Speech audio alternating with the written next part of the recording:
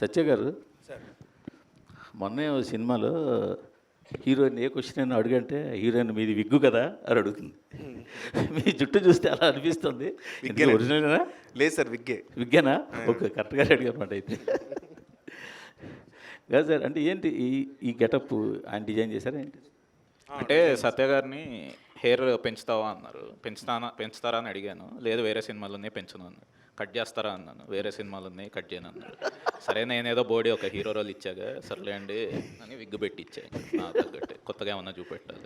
లుక్లో కనపడమని ఇందులోనే రమ్మన్నాడు. కానీ సత్య గారు బిజీ అయిపోవడం వల్ల సత్య గారు యాక్ట్ చేసే సినిమాలు కూడా ఇబ్బంది అవుతోంది అని ఒక మాట ఉంది బయట. అంటే ప్రమోషన్లకి రారు, ప్రమోషన్లకి అంటే రారంటే మీరు ఇంటెన్షన్గా రారని కాదు, మీకు టైం ఉండదు అని. మీకు టైం అంత ఉండదు, రాలేకపోతుంటారు అని. దాన్ని ఎలా మేనేజ్ చేయడానికి, ఆ మాట మార్చడానికి ఏమైనా అవకాశం లేదా మీకు? అసలు ఎవరన్నారండి?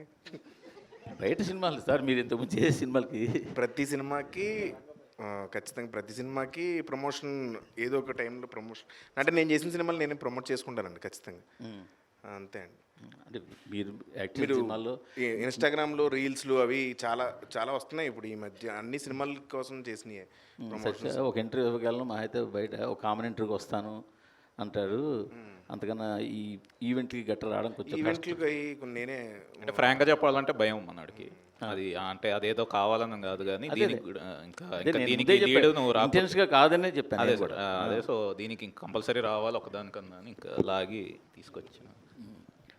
చెర్రి గారు, అందుకే ఆయన స్పీచ్ కూడా రితేష్తో చెప్పించాడు.